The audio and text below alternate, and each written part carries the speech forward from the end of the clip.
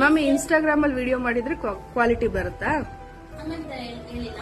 ಇವಾಗ ಒಂದು ಪೋಸ್ಟ್ ಹಾಕಿರ್ತೀವಿ ನಾವು. ನನ್ನ ಕ್ವಶನ್ ಏನಾಗಿದೆ ಅಂದ್ರೆ ಇನ್ಸ್ಟಾಗ್ರಾಮ್ ಅಲ್ಲಿ ಹಾಕಿರೋ ವಿಡಿಯೋ ಯೂಟ್ಯೂಬ್ ಅಲ್ಲಿ ಹಾಕ್ಬೋದಾ? ಡೌನ್ಲೋಡ್ ಮಾಡಿದ್ರೆ ಏನಾಗುತ್ತೆ? ಇಲ್ಲಿ ನೇಮ್ ಕೆಳಗಡೆ ಮೇಲೆ ಬರುತ್ತೆ.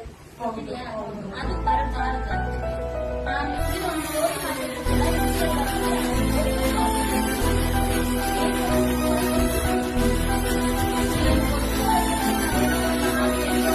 ಹಂಗಿಲ್ಲ.